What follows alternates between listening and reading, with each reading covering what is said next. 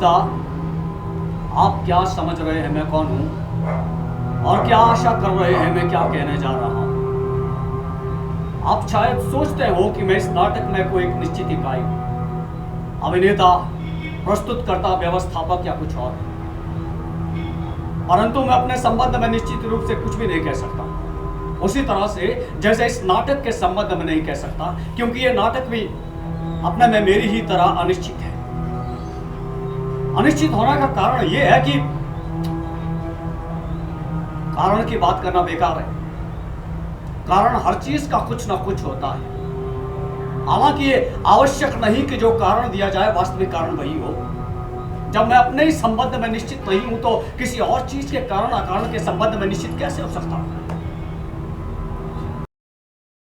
टूट पड़ी आधी लेयर पर बादलों की गरज, बिजली की चमक, अपने लिए फैसले पर पछताता चिल्लाता लेयर मैदान के दूसरे हिस्से में बो कि टक्कर चूर चूर हो, बेग से सकल घनो अखंड धारा में बरसो, कच्चे के मिनारे भीगे, गुंबद डूबे, चकाचौंध करने वाली चपलताओं, चमको तड़पो करको गरजो कि देवदार के खड़े वृक्ष चिर कर गिर जाए, उल्टा मेरे श्वेत के शोक पराग लगाए, सबको थर थर कंपित करने वाले वज्रों, फिर टूटो की गोदरा चपटी हो जाए, कुदरत के सारे सांचों को तोड़ फोड़ दो, प्रकृति के बीच कोच को मीच मसल दो जो कृतघ्न मानव को जन्म दिया करते हैं। गला फाड़ कर गरजो में गो, शोले उगलो पानी की धारा में फूटो, आधी पानी बादल बिजली तो मेरी बेटियां नहीं है, तुम्हें नहीं मैं निर्दयता का अपराधी कहता, तुम्हें मैंने राज दिया कब या दोहराया, जी भरकर जुल्म करो मुझ पर, यहाँ खड़ा मैदान तुम्हारा निर्धन निर्बल जर्जर बूढ़ा और अपमानित, फिर भी तुम में भरी गुलामी, मेरी दोनों दुष्ट बेटियों के संगी, वन आसमान से तुमने मुझ पर जंग छेड़ दी, मुझ पर जो इतना बूढ़ा सफेद बालों का, ये तो मुझ पर बड़ी ज्यादती, ये तो मुझ पर बड़ी ज्यादती, लाख कहने पर कैंट और विदूषक के लिए नहीं जाता अंदर, बाहर चल रहे तूफान से कहीं बड़ा तूफान चल रहा उसके अंदर, कहता कैंट से हार्ड मार्च पर तुझको ये तूफानी हमला बहुत करता निश्चय करता होगा, लेकिन नहीं मुझको, बड़ा दर्द जिस जगह उठा हो, छोटे की परवाह किसको होती है, भालू से तू भागेगा पर तेरे आगे गरजता गहरा सागर मुंह फैलाए तो तू डटकर भालू का सामना करेगा। हल्का मन तन को सुकुमार बना देता है, पर मेरे मन में जो तूफान उठा है उसने मेरे अन्य सभी अंगों को मुर्दा कर डाला है। संतानों की कृतज्ञता कभी सुना है हाथ काट खाया है मुख ने, क्योंकि हाथ ने मुख को भोजन पहुंचाया है? नहीं, इस सब की पूरी सजा मुझे देनी होगी, नहीं और मैं अब रोऊंगा। ऐसी काली कठिन रात में मुझको घर से बाहर करना, ऐसी पंकिल प्रलय रात में रीगन को निरिल अपने वृद्ध कृपालु पिता को, जिसने अपनी उदारता से सारा सब कुछ तुमको दे डाला, ऐसा रोना चिल्लाना पागलपन है जिससे घृणा मुझे होती थी, लेकिन नहीं अब। कहता कैंट फिर मेरे मालिक यहाँ जगह है अंदर जाए, पर माने कहा नहीं है, उसकी भावनाओं का उद्वेग बढ़ता ही जाता है, बख्श मुझे, तू ही जा, ये तूफान मुझे अवकाश नहीं देने का, उन बातों को सोचूं जो ज्यादा दुखदाई, फिर मैं अंदर आ जाऊंगा। और मेरे बच्चे बुद्धू बसंत विदूषण, तू अंदर जा ले, ना ना ना ना ना, ओ बेगर छप्पर के, ना तू पहले अंदर जा रे, मुझे अभी प्रार्थना है करनी, फिर मैं आकर सो जाऊंगा। जहाँ कहीं भी हो तुम नंगे भूखे लोगों जो इस निर्दय प्रलय रात्रि को झेल रहे हो, बेगर छप्पर के बेदाना पानी वालों या जूते बेराते करके दिन वासियों, कैसे तुम इस निर्मम मौसम से अपनी रक्षा कर पाओगे, उसकी फिक्र मैंने नहीं की। समृद्धि के रोग इलाज करा तू अपना, छोड़ खुला अपने को जिससे भोग सके तू जो ये दुखियादीन भोग थे, जिससे दे डाले तू उनको जिसकी नहीं है तुझे जरूरत, इस तरह साबित कर दे ईश्वर न्याय। बोलता बोलता बोलता बोलता बस बोलता लियर खो बैठा अपनी सुध, लगा बोलने बेमेल बेतुक, महरी से चोटी तक महाराज हूं, आंख गड़ाता हूं मैं जिस पर वो थर थर कंपता, मैं उसकी जिंदगी बख्शता। तेरे क्या कसूर था? जिना जिना के लिए तुझे मौत की सजा ना होगी, मौत जिना के लिए नहीं। ऐसा हो सकता, चिड़िया ऐसा करती, मक्खी भी चमकीली, मेरी आंखों के आगे जोड़ा खाती है। पुत्र दोगला क्लास्टर का अपने वालिद पर मेरी कन्याओं से ज्यादा मेहरबान था, जो अपने पतियों से जोड़ा खाती है।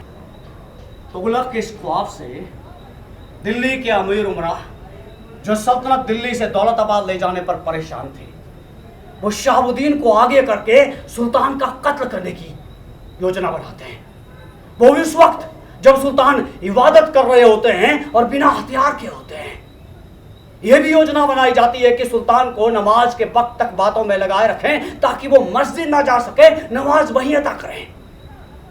लेकिन सुल्तान को इस साजिश का पता चल जाता है और इन मौके पर शहाबुद्दीन को कसार भूखता है। उसके चेहरे पर, सीने पर, हाथों पर, पांव पर भूखता जाता, भूखता जाता, भूखता जाता, भूखता जाता, भूखता जाता, तब तक भूखता जाता जब तक उसकी लाश दौलवानी हो जाती। बन्नी कहता सुल्तान वो मर चुका है।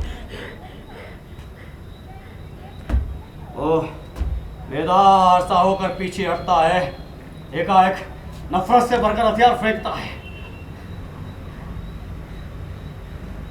ऐसा क्यों होता है बर्नी?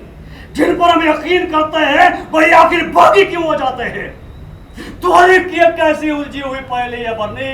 क्या हमारी हुकूमत का यही अंजाम होगा कि वो रात की तारीकी को चीर कर खो जाने वाली खौफजदा चीख बनकर रह जाए? इस साजिश में शरीक तमाम लोगों को सूली पर चढ़ा दिया जाए, कल सुबह तक उनकी लाशों में भूस भरकर शाही महल के आगे लटका दी जाए और 8 दिनों तक इसी तरह से टंगी रहे। उसके बाद शहर के शाही रास्तों पर उनकी नुमाइश की जाए। अवाम को यह अच्छी तरह मालूम हो जाना चाहिए कि गद्दारी की क्या सजा होती है। इस बगावत में शरीक तमाम लोगों को मौत के घाट उतार दिया जाए, शेख शमशुद्दीन को भी माफ ना किया जाए। और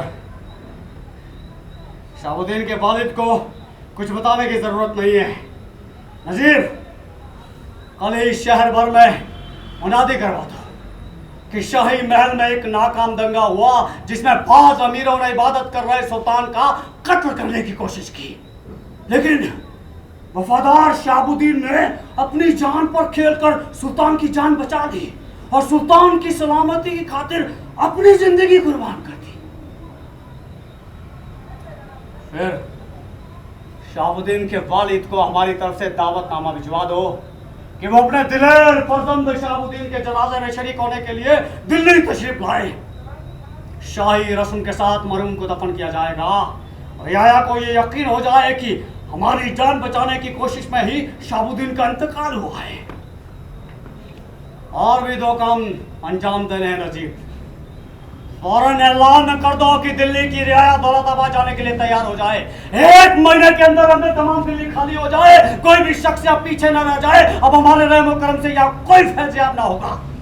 ऐलान कर दो कि दिल्ली के किसी भी घर की खिड़की से रोशनी नजर ना आए, किसी भी घर की चिमनी से धुआं ना निकले, कि दिल्ली वीरान हो जाए, तभी मुझे तसल्ली होगी। इसी तरह अहमद कुकरेती मनोहर सिंह के लिए लिखते हैं, विदूषक अपनी जगह से उठे और चले आए जीवन में। एक समय जब बुद्ध मशहूर थे, आज उनकी पैंतरेबाजी देखते ही बनती थी। बुरे आदमी समाज के मंच पर आगे थे, आलोक वृत्त में अपने फैलाए अंधेरे में धधक रहे थे। कुलीन भाषा उनकी भव्य उपस्थिति में डरा रही थी सबको उकसाया उन्होंने कि सफलता की ऊंचाइयां छूने के लिए गिरना बेहद जरूरी है और उस गिरने की कोई इंतहा नहीं है। जिसे केंद्रीय चरित्र कह रहा था पटकथा लेखक, वो एक हारा हुआ सताया हुआ आदमी था। अक्सर चुप देखा गया उसे, यह रोता हुआ, रोना चाहता था। उससे कहा गया कि प्रार्थना करे। जरा सी इज्जत, जरा सा प्यार चाहता था। उससे कहा गया कि नफरत करना सीख ले, इज्जत की क्या जरूरत है अगर लोगों को डराना सीख लो। मजे की बात, ये सब पर्दे के पीछे से दिए गए आदेश थे। दर्शक तो दर्शक, लेखक को तक पता नहीं था ये कौन है, ये किसकी आवाज है। निर्देशक समझता था लेखक का खेल होगा कोई, और लेखक समझ बैठा था कि निर्देशक की शरारत होगी। अपने अपमान को पीता मनुष्य जितना भी सच्चा अभिनय करे, छुपता नहीं है उसका सच। ऐश्वर्य को पशु भी पहचानते हैं। अपने समय का अक्षत सौंदर्य वैश्यालयों में पनाह मांगते देखा गया, या उसकी निर्माता की गोद में जो एक स्मगलर था। परुष के अतुल प्रतीक बूढ़े हो गए, बदल गए विवस्मिताओं में। उनके लिए भूमिका लिखी जाने लगी जिन्हें अगली सदी का अवतार लेना था। चमचमाते नक्षत्र बुझ गए, बूढ़े अदाकारों का मेकअप उनकी झुर्रियां भरने लगा। कारगर नहीं रहे चंडू खाने के शिगुफे और अखबारों की सुर्खियां।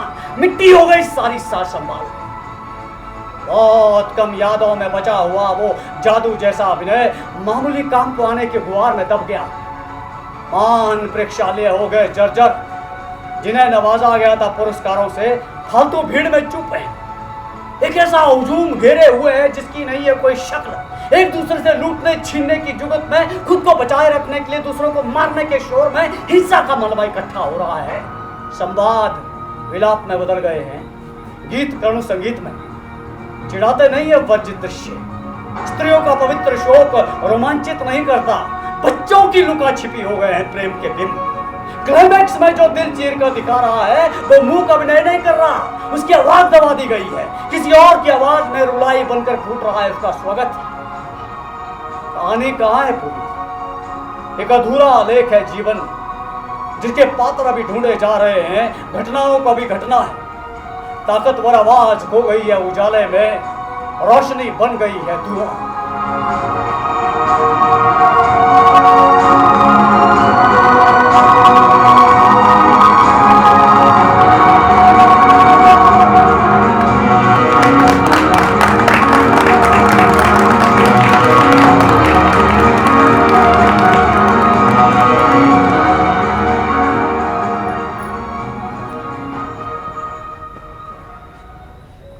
धन्यवाद आप सबका। आपने बड़ी शिद्दत से देखा और मैं अपने सहयोगियों को मंच पर बुलाना चाहूँगा।